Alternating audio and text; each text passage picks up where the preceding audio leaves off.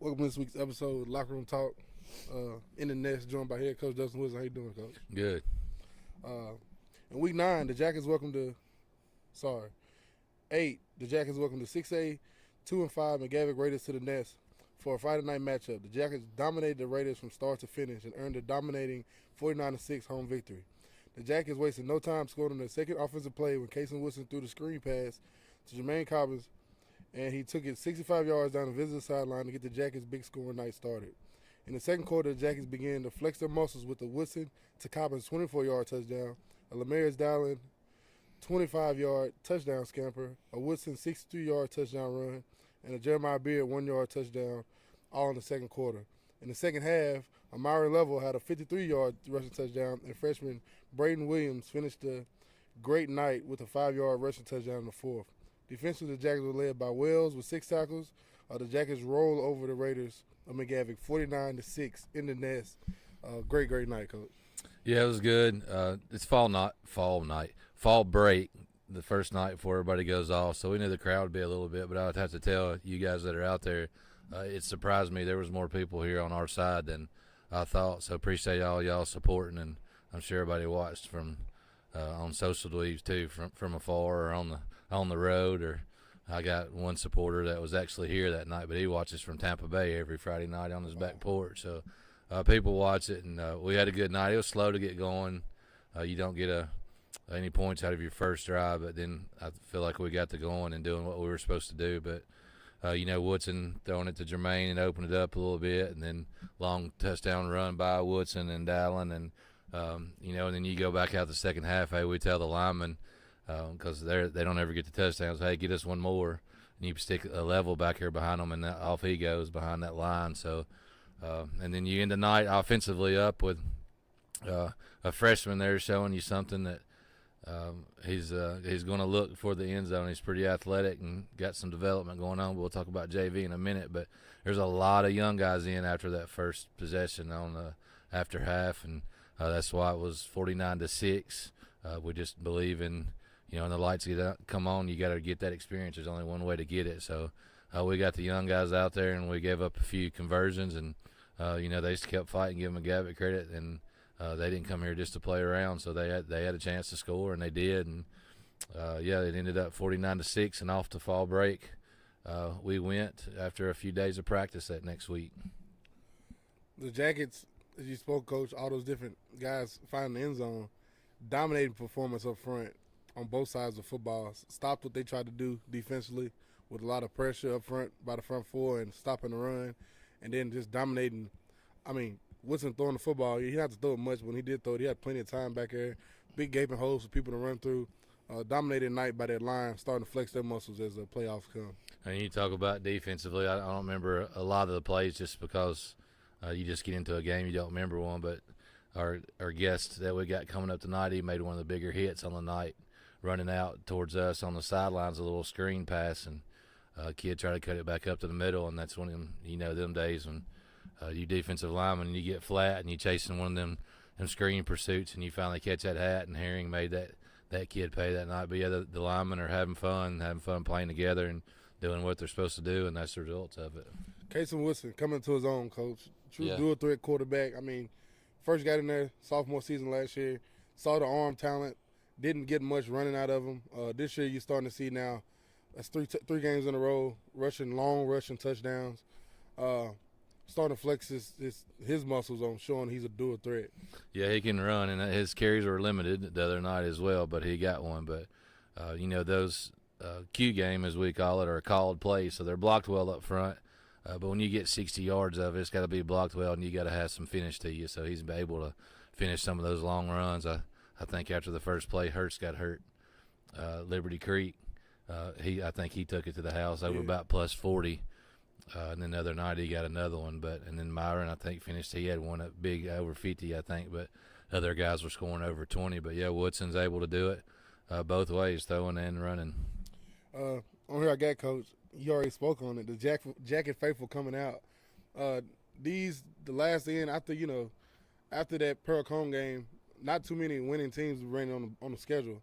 And some people can say, I ain't coming out. I'll stay in. Like you said, place was packed coming in the fall break, and it surprised me. I'm like, okay, everybody hyping him to come out, and I'm surprised actually when they go in the community, people saying like, oh yeah, I see you, Frank. I'll be at the game. Like, you feel the energy, you feel the buzz, and people actually want to come in this stadium and see these young men, the talent we got with their own eyes, not just sitting at home. And it's different when you sit out here and see them on this grass and seeing them running around having a good time. Yeah, I told whoever's listening, or whoever wants to spread the word, appreciate it if you were out here. But it's just like the boys walking up the sidewalk here, coming out. There's your 15 or 20 faithful, the little kids that I know that are just familiar faces, or they got their jersey on or whatever. That's awesome. And then my wife, you have to props to her. She's got about 15 or 20 little ones. She's running out like, I know those people just come from anywhere just to hang out. It's just a community event. That's what it's supposed to be, even if it is.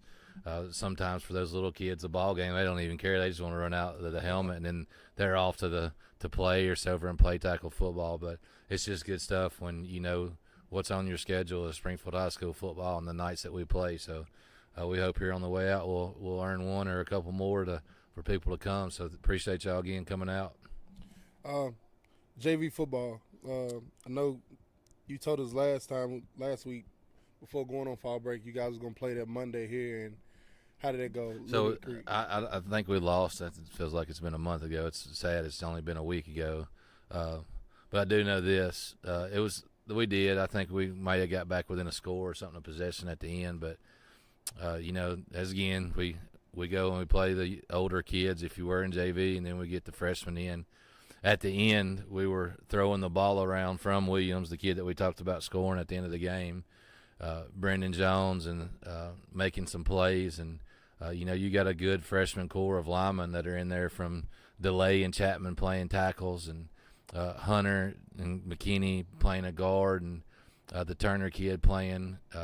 They do well up front already, so giving Braden Williams a little bit of time to throw. And it was very, very promising there at the end, being down a couple scores and those kids still running around having fun. But I don't think we won, if you will. But, again, it shows you how important winning and losing is on JV. I know we got better, and we had some reps, so it was still a good night. And it was here against Liberty Creek. Yeah, man, I can't even tell. I ain't going to try to see it. It was a good night, yeah. Liberty Creek Middle School been very talented for the last 3 years. They're getting a good crop in, so the Jackets played a real tough group there Monday night, I'll tell you that much. Yeah, they had some good looking kids. So yeah, you can tell they were running the same thing, and they had all their coaches here. So it was a good JV game for sure. We'll take a break, and we'll come back. We'll have our guest for the night, senior offense and defensive lineman Cortavius Herring. You're watching Lockeroom Talk.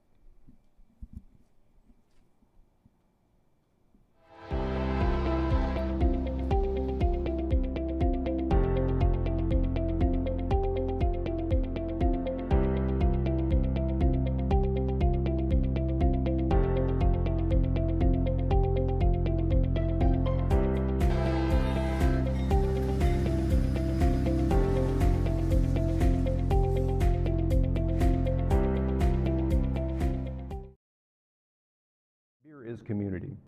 The brewing of it, to brew this liquid, we just fell in love with the craft. The unlimited numbers of flavors that can be coaxed out of these simple agricultural products is endless. We are a community gathering space. Our goal was really to bring a place to Springfield and Robertson County where residents can come together and in many cases sometimes meet their neighbors for the very first time. For those who think of us as just some other bar, now you got me tickled. Sip of water trick, is that what it's supposed to be? They couldn't be further from the truth, quite honestly. We are a family-friendly brew pub, as defined by the good old folks at the U.S. government, which means that we not only brew our own beer here, we also have a fantastic food lineup as well.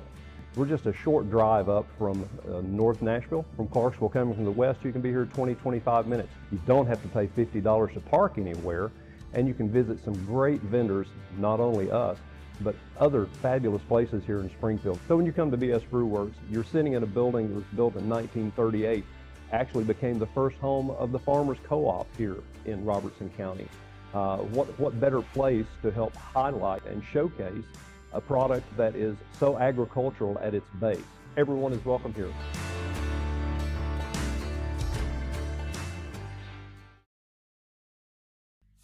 Free Bird Bail Bonds, your local bail bonds company. Call Josh England today.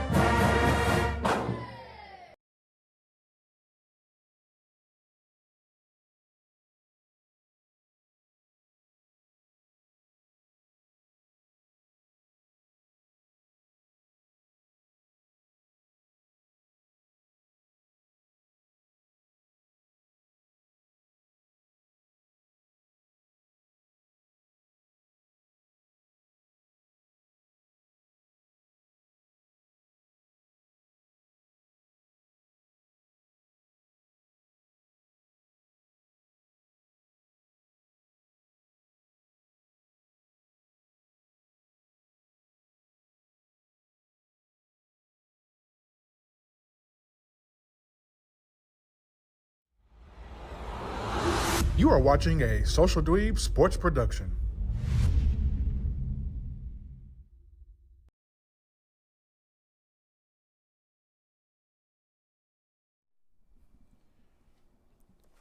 Welcome back to Locker Room Talk. I'm here with our guest for the night, senior offense and defensive lineman, Cotavious Herring. How you doing, man? Doing good. First question. Tell me about your journey through the SHS program. You know, JV players you looked up to coming up, all of that. You know, I looked up to all my seniors. You know, freshman year, came in, last game of the season, I think. Coach called me, invited me to varsity. I was very thankful. Sophomore year, third Henry County game, you know, he asked me to start, and that's where it started. And I just look up to senior, you know, right tackle, Grundy. You know, he used to push me around all the time. You know, I just look up to him, all my seniors, for making me tough, making me where I am now. I remember that. I remember it at Henry County game here, and you stepping in. And I was like, man, as a sophomore, I looked on the roster. We looked and you held your own, and been getting better and better as you course now, a senior, doing what you want to out there. What was the key Friday night for you guys being so successful? McGavitt coming in here, 6'8" team. You guys push them around from start to finish. Man, preparation, all week at practice. Coach Shrug emphasis preparation, how you win games. All week, go out there, practice, do your thing, and Friday night, results. I like it. I like the thumbs down too, man. Yeah. I like it. What do you love most about being a Jacket, man? The most about this process, everything you've been through? I say mostly community. People show love a lot. Community coaches, everybody that's part of the SBT brand, they show a lot of love, and that's just I love that about it. You locked in for life, man. Yes, sir. Hey, I'm proud of you, man. I've been knowing you since middle school. Yeah. Proud to see you grow, man. Keep doing what you're doing. Thank Excited to see y'all Friday night go up there and beat up on that green team. you, sir. We'll take a break. We'll come back. We'll talk about the Jackets heading up the road Friday night.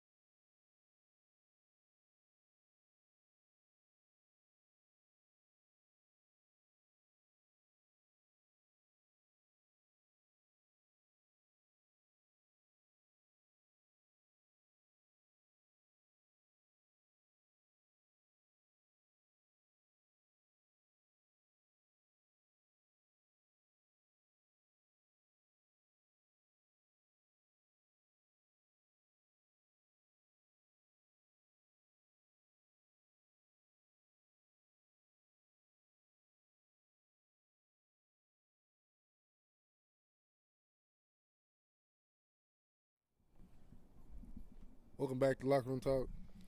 Friday night, the Jackets take the short trip up the road to face the green team. They welcome the Jackets in, licking their wounds from a 55-0 drumming at the hands of Pearl Cone. The green team hasn't scored a touchdown in 4 weeks. Rivalry week, coach, big game. Yeah, make it interesting with the Carroll Pitt Trophy as Yes, we sir. did so many years ago, and fortunately we get to go behind the motorcycles and all the people at the I think it's American Legion, if I say it right. I don't want to say that wrong, because those guys are awesome. But they've already contacted us. They're ready to go. They're ready to come get the trophy, and if you won it the previous year, they get to take the trophy to the game, so they'll come and lead us up the highway there a few miles and try to keep that thing. But yeah, it's Green Week. It's a rivalry. It always has been. It's too close. Everybody going to church together, store together, schools together now, back and forth, and it gets interesting. But it's just something that helps you keep a little bit more focused. So it's Greenbrier Week. Past few years it's been early. Now it's late. So playoff implications and us trying to get as high a seat as possible. So it's a region game. It's in front of us. It just happens to be Greenbrier, but that'll keep them locked in a little bit more this week. Like you said, I think maybe 2019, 2020 possibly the last time we played them at the end of the season. Since then, we started to put them back week one. We was out of region with them. We're back. So now we're back in the region with them. They're back towards the end of the schedule on us. One of my favorite memories, Greenbrier, is here, 2019. It's muddy, mud up to your knees almost, and we just busted 90-yard runs up and down the field. It was a Mr. White's night that night. I think he had like 200-plus rushing yards. Who, Devontae? Yep. That had to been. I guess that could have been 19. Yeah, if It was the same, because that same year. So that was week. Probably that was the last game of the season. It was muddy. It was tore up, and the field never got recovered all the way Haywood coming down here. Yeah, we played 4 that year. We played 4. It was like a waterbed. Yeah. By the time we got to Haywood, but Hardin County was Slot and Haywood. But there for whatever years it was week 9, 10, or 11 right there. I really think it was 10 because I feel like Creekwood was after them or before them every year for that, like that. 4-year stretch. But it had a lot of playoff implications on it because they were winning some region games too back in the day. But that one may have been 28-14, 35-14, 10, something like that last. Yup, good games. Getting playoff ready with the back end of this schedule, Coach. The back end of this isn't the toughest. I mean, it's games you got to pay attention to. 2 back-to-back rivalry games for the Jackets. But coming off at Heavy Pearl game, a team that's going to be deep playoff running. Hopefully for the Jackets, we deep playoff running. And like I told you, Coach, you gotta forgive me. I'm a fan now. Yeah. So coming into the season, I am too, man. coming into the season, we all looked at that Pearl Cone schedule and see how they probably gonna come to Springfield with 1 win, and lo and behold, they did. And now the back end of that schedule is easy. The front end was a mess. Kind of same with us. Our front end was tough, and you can't have it is what it is. The back end is region opponents, but not the toughest region opponent. How do you stay just right there ready and sharp for playoffs? The first thing you say playoffs all the time and try to keep them sharp, but I think we're fortunate to have Greenbrier and White House. Yes, sir. Where you don't have to really say a lot. It could be Liberty Creek and it's just new and you don't have nothing, you don't know nothing about them, and I can send a post in the morning of just a green box, and probably their first block will probably be a little bit better, just to kind of lock you in a little bit, and then next week we'll. Some of these kids don't know a lot about White House just because they've been off, but they'll be reminded very, very often about it. But we'll worry about that one next week. But I think the names, the rivalries, the proximity of the people we're playing will help us there as we go down the home stretch here. And then, another dynamic that we'll have to talk about, I guess this will be Wednesday night or whatever next week, but we play on Thursday that last week here. So something else to just figure out how to go through. We both got to play on Thursday, so whatever it is, it's for both of us. Like you said, they're close-knit with these last 2 is obviously a good thing, too, because back when I played Pop Warner football, we played a bunch of – we didn't play Greenbrier and White House. We played Nashville schools, but here recently, I guess since I've been in high school and old now, they play – Papa Warner plays. They're in the same region, stuff with the White House teams and the Greenbrier, and they also play them in middle school now. Everybody together, so you kind of, like you said, you kind of know each other, and it's kind of a good thing that I know Toby over there that I'm gonna beat up on him. That's I remember good. him from middle school, and it's competition. Yes, It's what kids sign up for. It's the beautiful thing about football. I'm not saying other sports ain't, but a little bit more personal when you get into football. Or that kid got me when I was 6. Yeah, you remember that stuff. Yeah, that's right. You ain't going to forget it. You know where you was at in that field. No different. You was talking about Cavante running up down the field. Fortunately, you remember good things. They're all your memories. But, man, some of those bad ones stick with you a little bit longer than the good ones. But, yeah, that's the thing about football and winning and so many little battles in a long football game every night. I don't know if I was kind of cheating on Cortavius there a little bit, trying to hear something, but he said something about the locker room was his favorite, or talking, or is that what he was trying to say about, the people and being around the guys? Like, you ain't going to forget things like that, and if you do, them boys will let you. they'll remind you real quick of them bad memories. But yeah, good stuff when you play communities like that. And the last 2 games here ought to be fun, and getting back in the swing of things after fall break. Monday felt like a Monday after fall break, but we was all right the past couple of days. Come on, Coach. You're talking about the bad stuff now. You know what your first game was, coaching Springfield High School. I do. Coach Williams beat me by about 50. So that's one of those things you won't ever forget. And it's a little bit different. Like right now, Coach Elmore is a hell of a man and good dude. And it ain't nothing like playing your old coach, though. That Coach Williams was my coach. And he used to stand there and throw passes, old left-handed, little short man, had glasses on, used to spin the ball down there, and it's just kind of respect, when you do it in front of kids. But when we was good back in the day, my freshman year, and we was going to the semifinals and stuff, and then Coach Williams left, but he always treated me right. But it's always you want to get your old coach, like that was a good part of it. And talking about old coaches, like Coach Thomas, he used to call me if he always said, I'm going to stay out of it. I ain't going to be around. Like, I ain't fooling with y'all cheering Drew's team now. It's y'all's thing to do. If you call me, need me. He'd always call me during the Greenbrier week, though, and he'd always remind me. I think it's one of his favorites, Coach. Yeah. I think Greenbrier was up there toward the top of his list for. He'd always remind me, don't nobody know what it's like to play the Greenbrier till they've been in your shoes. Don't ever forget it. But he would remind me every year. But that was Coach Thomas, and obviously him probably cheering for me and Coach Williams both, because I'm glad to call him a friend. But Coach Williams and him, they shared a bunch of time in that locker room in there. So yeah, good stuff. Coach, 52-14, maybe did we score? 14. It was rough. The year after me. The first game your coaching career was my senior year. Oh, okay. Week 1 at Greenbrier. Oh, then that's not the one I'm talking about. I do remember that. We lost that one 21-7 or something like maybe. Then yeah. the following year, that was a 50. Yeah. to open it up, and I was on the phone with my daddy. I was in Kansas at the time, calling every 10 minutes. After halftime, don't call me again. I'm pretty pissed off right now. What's going on, Daddy?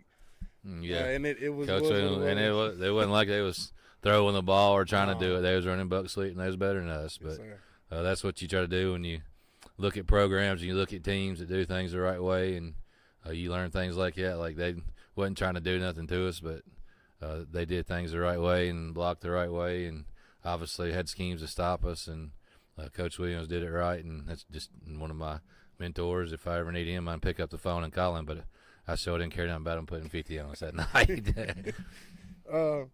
Coach's announcements, anything heading into this week? I know you just gave us a preview of next week. It'll be a Thursday night game here in the Nest on senior night to end the 2025 regular season campaign. Yeah. But anything heading up the road? I don't think so. That the trophy thing, hopefully it's us, but they do the ceremony at the end, so that's nothing different. Coach Elmore talked to him this morning. We warm up on the other end of the field for some reason. That's about the only change. So our side of the bleachers, I'd say Mo, be at Greenbrier 7 o'clock kickoff. Yes, sir, and I'm excited for a few changes coming for the Jackets Friday night. Yeah. Overall record, the Jackets lead the Green Team 22-6, with the last Green Team win coming in the 2013 season.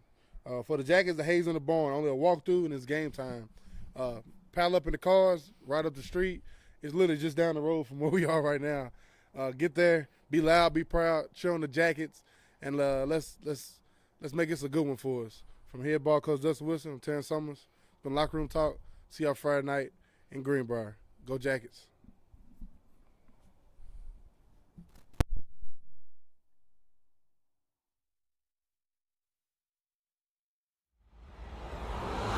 You are watching a Social Dweeb Sports production.